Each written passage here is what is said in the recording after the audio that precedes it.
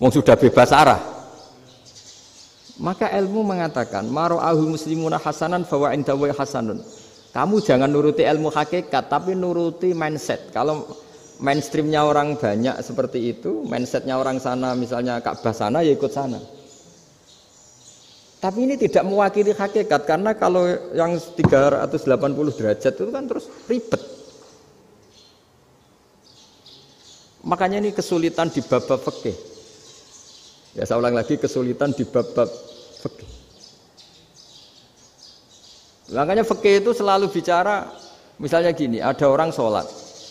Saya ulang lagi. Setelah salam pertama dia kentut, itu sholatnya batal apa enggak? Itu lama berdebat. Yang dikatakan rukun sholat itu salam pertama, sehingga orang kalau sudah salam pertama maka sudah keluar dari sholat. Maka kalau kentut gak apa-apa, wong yang keluar dari sholat itu salam pertama. Tapi lalu pertanyaannya, kenapa Nabi salam 2 kali? Lalu yang kedua gunanya apa? Ribet kan, partai ini kalah pasti kalau ditanya gitu. Tapi kalau ditanya dibalik, sholat itu satu ibadah yang dimulai dengan takbir, yang diakhiri dengan salam. Berarti salam pertama itu pengakhir apa nunggu salam kedua? Pertama, di semua ulama bilang salam pertama. Kalau salam pertama sudah pengakhir, berarti pembatalan setelah itu nggak punya efek, nggak punya akibat. Itu kan ribet, debat fikih itu memang ribet. Fikih itu memang senam otak karena pertanyaannya mirip-mirip seperti itu. Nah, sampean milih mana? Milih salam pertama apa salam kedua? Pasti ulama milih salam pertama. Jadi anehnya fikih itu di situ. Misalnya orang mati, takbir itu berapa kali? 4 kali. Andai kan takbir 5 kali itu batal apa enggak? Satu ulama mengatakan 5 kali itu batal. Karena rukunnya sholat jenazah itu takbir 4 kali. Berhubung ini rukun, kalau nambahi ke 5 berarti menambahkan rukun. Kayak kamu sholat rukuk 2 kali kan batal.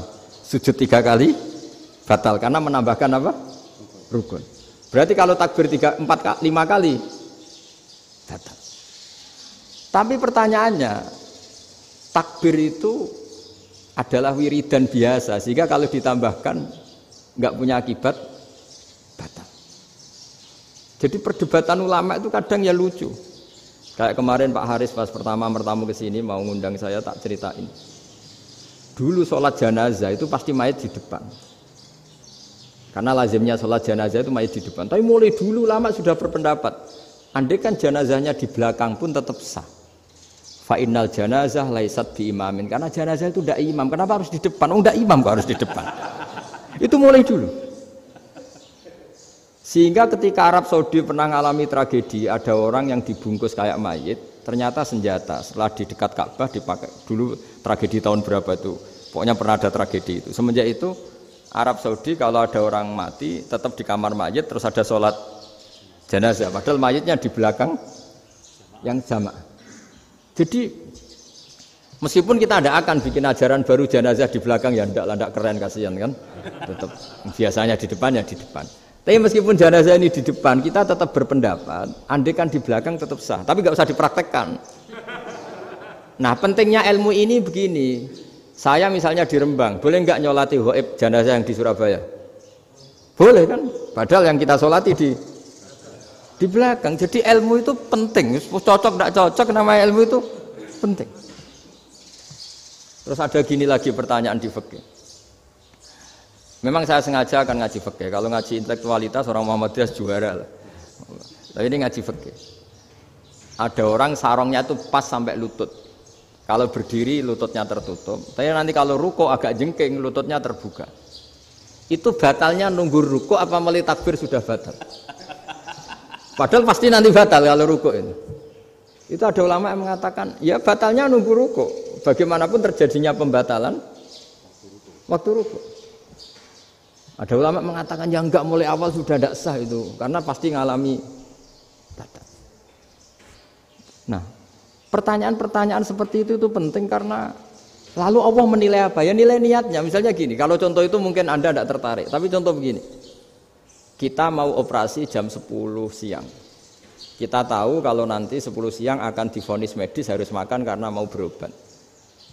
Malamnya itu kalau kamu orang soleh, bayangkan kamu orang soleh. Kalau tidak orang soleh kan tidak punya komitmen. Kamu milih niat puasa, apa enggak jam 10 mesti mokak menisan raposo. Kamu orang soleh. Kalau kamu orang soleh pasti milih puasa, karena ini Ramadan. Meskipun nanti jam 10 pasti disuruh batal sama dokter. Setidaknya kita berpikir gini, nak mati jam itu paling enggak ditulis saya sebagai orang yang puasa. Jadi perasaannya orang soleh itu beda. Kalau orang kok sampean barang menisan raposo kok ya mesti. Sampean tidak pernah berpikir bahwa puasa mulai fajar sampai jam 10 itu luar biasa. Bisa saja kita mati jam 7, bisa saja mati jam 6. Kan ditulis Allah sebagai orang yang berkomitmen terhadap puasa. Terus ada kemungkinan kecil. Udahlah jam 10 itu dokternya sakit atau nggak jadi ke sana. Berarti kamu kan nggak jadi buka. Kan ya mungkin juga. Sama yang tadi. Delalah sebelum ruko ana wong sing nyarongi sampean. Sehingga sholatnya normal. Kamu tidak menemukan pakaian yang pas, jebule pas setelah ruko, mau ruko ana wong wah sholatnya kira bener disarongi. Itu agama. Jadi agama itu dimulai dari mana coba? Dimulai dari niat, dari komitmen. Nah, sekarang kelirunya kenapa ada garis keras? Agama itu dimulai dari keinginan ideal. Itu yang mulai itu ada orang-orang garis keras. Agama ini enggak, agama ini dimulai dari niat. Sampai ada kaidah agama la yudraku kulluh la yutraku kulluh. Kalau tidak bisa ideal jangan ditinggalkan sama sekali. Tapi orang enggak, sekarang bayangkan Islam itu ideal. Pemimpinnya ya soleh, masyarakatnya soleh, enggak ada maksiat, enggak ada apa. Nan apa ilmu? Kalau secara ilmu mulai dulu ya ada orang dolim, ada orang soleh. Nabi kurang baiknya. Di angkatan itu ya ada orang munafik. Sehingga ulama itu sudah berpendapat ideal itu piye? Zaman Nabi saja ada orang apa? Munafik. Itu ilmu. Kalau nuruti kelangenan inginnya dunia ya steril, enggak ada maksiat, enggak ada. Dan agama itu diciptakan Allah itu memang unik. Calon nabi misalnya, Nabi Musa itu sing rumat Fir'aun. Ketika Nabi Muhammad lahir sing ribet manitia ini Abu Lahab. Ora dosen UMF. Coba. Karena Allah ingin memaklumatkan ke kita bahwa agama ini akan hidup di kondisi apapun. Asia, istrinya Fir'aun itu termasuk mukminah yang dipuji Quran. Padahal dia bukan istrinya pengurus NU atau pengurus Muhammadiyah, istrinya Fir'aun. Tapi itu pelajaran bagi kita bahwa orang-orang baik itu tidak harus di lingkungan yang baik. Masjid paling makmur itu kadang di dunia mungkin ya jangan bakas Mekah Madinah itu karuan. Mungkin di antara masjid yang makmur justru yang di Kanada, di Amerika mungkin. Karena merasa minoritas itu perpustakaannya ada, kajiannya ada. Tapi banyak masjid di daerah pesantren yang malah sepi. Karena kiainya tahu jamaah di masjid itu wajib. Itu ada daerah pesantren, saya ulang lagi ada daerah pesantren. Didikon pengajian, monggo nekani pengajian, maca selawat ning omah yo ganjaran padha wae.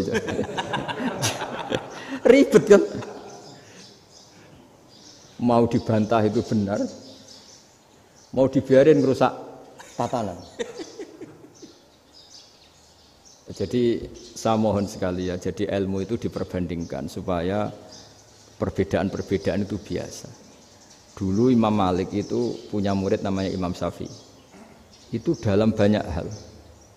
Itu perbedaannya tajam sekali. Ya saya ulang lagi, dalam banyak hal itu perbedaannya tajam sekali. Misalnya begini. Ini terakhir percontohan saya fikih, nanti dikaji sendiri.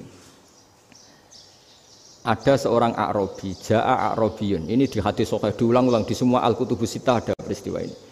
Ja'a A'rabiyun ila Rasulillah sallallahu alaihi wasallam faqala ya Rasulullah ahlaktu. Qala wa ma ahlakaka? Qala wa qatu imraati fi nahari Ramadan. Ya Rasulullah, saya ini orang yang rusak. Kenapa? Saya ini hubungan intim sama istri saya ketika masih siang Ramadan. Singkat cerita orang ini dihukum berat sama Nabi. Hukumannya adalah karena dia membatalkan puasa ketika dengan hubungan intim. Sama Nabi dihukum, kamu harus merdekakan budak. Wah, tidak mampu ya Rasulullah, saya tidak punya budak.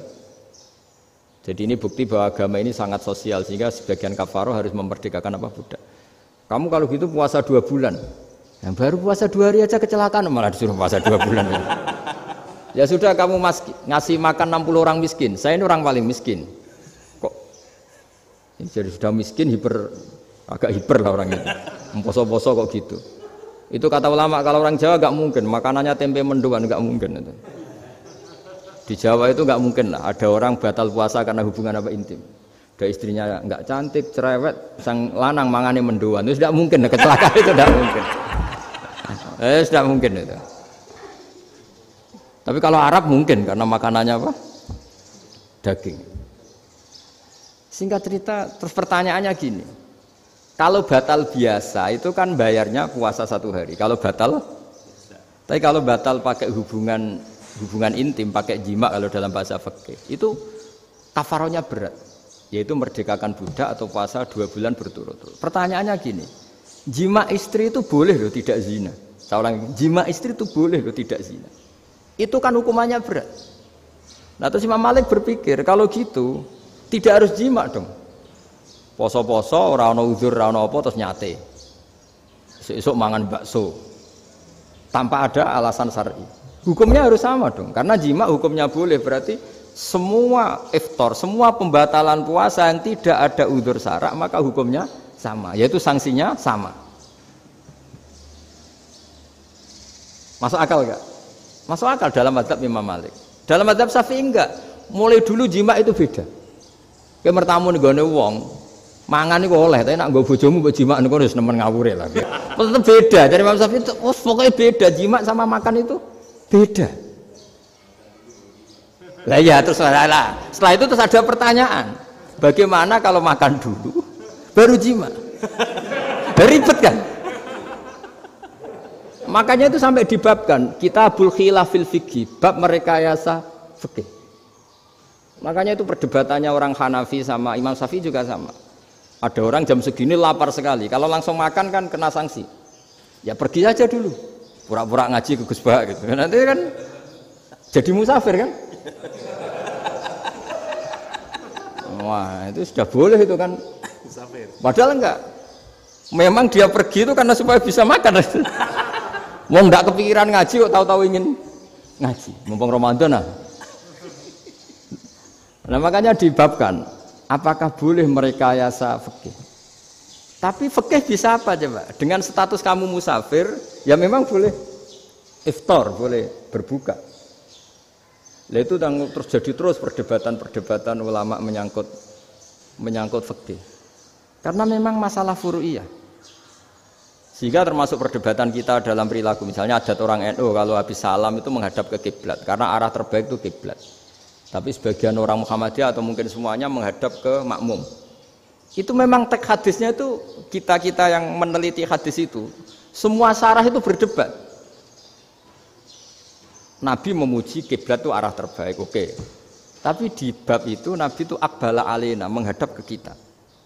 Lalu pertanyaannya, kenapa menghadap ke kita? Ada mengatakan karena Nabi memang punya tradisi kadang ngendikan. Ya tentu dulu istilahnya tidak kultum, nggak ada istilah itu dulu, 7 menit itu nggak ada. Tapi ada ulama yang analisis begini, termasuk kitab Fathul Bari.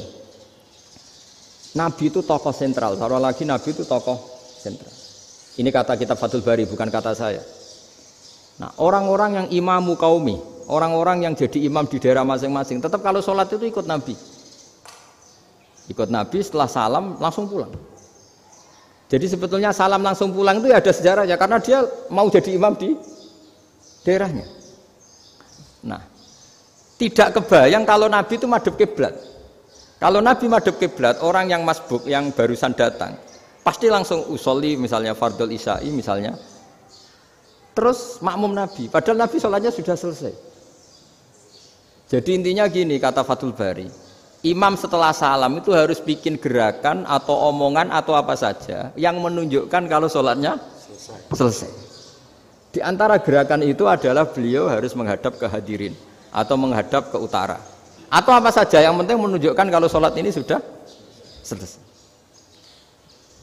Itu fikih. Jadi fikih itu cara menganalisis itu memang unik. Karena kalau Nabi tetap seperti itu, posisi pancet seperti itu, maka orang yang baru datang mengira Nabi masih sholat. Nah, pertanyaannya kalau mereka sudah takbir, malah sholatnya tidak sah. Kenapa tidak sah? menggantungkan sholat atau mengikatkan sholatnya dengan orang yang sudah tidak sholat. Jadi menjadikan orang yang nggak sholat sebagai imamnya kan nggak boleh. Maka Nabi harus memaklumatkan dengan gerakan itu bahwa beliau sudah tidak sholat. Karena orang datang dari berbagai daerah. Jadi nganalisis fiqhul hadis namanya. Itu ulama itu mau tidak mau debat. Karena pertanyaannya itu kenapa? Ya memang mau apa? Karena yang namanya sosial itu yahtamilu muhtamilatin, ada sekian kemungkinan. Makanya dalam madzhab istimbat itu, ketika Nabi sedekah pakai tamer, pakai kurma, itu lama mesti ngitungnya tuh kut. Kut itu makanan pokok. Sehingga Imam Syafi'i mengatakan kalau di Indonesia pakai beras misalnya, karena kutil balad Indonesia itu beras. Oke, Imam Syafi'i mainstream. Tapi ketika era Yusuf Qaradawi di Al-Azhar di Mesir sana, ulama-ulama mulai usil. Sama sih ingat Mbah Mun sering gojlokan, lah iya petani gabah, petani padi wis melarat wajib zakat. Petani cengkeh, kakao, suga-suga ra wajib zakat hanya karena yang ditanam tidak tidak makanan pokok. Jadi mulai ada ulama mulai gerah lah, kalau bahasa politiknya mulai gerah. Yang petani miskin gara-gara yang ditanam padi wajib zakat. Yang orang-orang di sana misalnya di Sulawesi karena tanamannya kakao atau cengkeh tidak wajib zakat karena bentuknya tidak makanan pokok. Geger kan di Al-Azhar geger. Akhirnya hampir semua ulama berpendapat ya sudah sekarang ketika Nabi menzakati makanan pokok itu jangan dihitung sebagai makanan pokok. Wa mimma akhrajna lakum minal ard. Apa saja, ma itu apa saja. Makanya kata Yusuf Qaradawi, ma itu apa saja. Makanya semua tanaman yang menghasilkan uang itu wajib zakat. Nah, masalahnya kitab-kitab Syafi'iyah itu sudah mamlu'ah, sudah penuh dengan penjelasan misalnya fala zakata fil khadrawat. Maka enggak perlu zakat untuk kayak kangkung, semangka dan sebagainya. Lalu kiai-kiai angkatan modern kayak Mbah Mun itu sering dapat masukan. Saya pernah dengar sendiri, Yai, saya ini punya sawah 1 hektar, tak tanamin padi itu nggak pernah kaya saya. Sekarang tak tanamin kangkung malah saya kaya karena tiap 3 hari panen tak kirim ke Jakarta. Itu orang Indramayu yang tanya. Jadi gak tanam padi gak pernah kaya, tanam kangkung kaya. Nah, karena dia orang soleh, kalau zakat boten. Mau diwajibkan zakat tidak makanan pokok. Mau tidak wajib dia kaya. Semenjak itu perubahan di Indonesia ikut. Akhirnya ada zakat. Pokoknya asal tanaman yang 1 nisab ya wajib zakat. Masih ada debat lagi. Ketika nanam ingin dipanen, itu dia petani apa pedagang? Karena nanti perdebatannya ikutnya zakat zuruk, zakat tanaman apa zakat pedagang.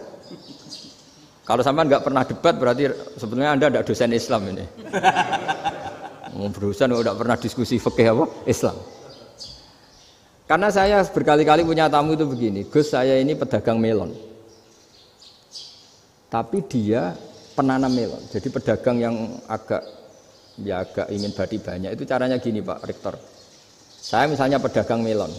Daripada saya kulak di pasar atau dari petani sudah mahal. Nyewa tanah sekian hektar terus ditanami melon. Setelah berhasil, ini dia zakatnya tanaman apa zakat pedagang? Karena dia nanam itu mentalnya sudah pedagang. Padahal nanti zakatnya beda kan? Yang 1 2,5%, yang 1 rubul usur sama nisul usur sama usur, 1/10 sama 1/20. Kalau zakatnya zuruk kan 1/10 atau 1/20. Yang 1 rubul usur, kira-kira 2,5. Saya ulang lagi ya. Jadi di era modern itu kita jadi bingung, pedagang tapi gayanya petani, petani tapi hakikatnya. Jadi gampangannya gini ya, kalau saya pedagang beras, kok saya kaya raya, itu mendingan nyewa sekian hektar untuk ditanamin beras, padi ya daripada tengkulak, daripada beli. Akhirnya perdebatannya ini zakatnya pakai apa? Misalnya tebu, misalnya petani tebu. Oh jelas kalau jual nanam tebu itu ingin dijual. Masa apa tiga es tebu berhektar-hektar. Lah kira-kira kalau menurut jenengan ini zakatnya zakat apa? Tijarah apa zakat tanaman? Mentalnya tijarah, mentalnya pedagang. Nah ini saya hanya mau cerita. Khilaf kadang-kadang orang angen-angen. Khilaf itu nggak mungkin enggak. Ya sama seperti NU dan Muhammadiyah selalu khilaf awal Ramadan. Itu memang nggak bisa nggak khilaf. Misalnya begini, saya beri contoh ya. Karena kadang yang khilaf juga nggak pernah belajar. Lucu kan? Tak beri contoh ya. 2001 itu abad keberapa coba? Tahun 2001. Abad 21 abad 20? Abad 21. Jadi meskipun terpaut 1 tahun, padahal abad itu 100 tahun. Nah, pikirannya orang-orang Muhammadiyah seperti itu. Hilal kalau sudah melewati garis ufuk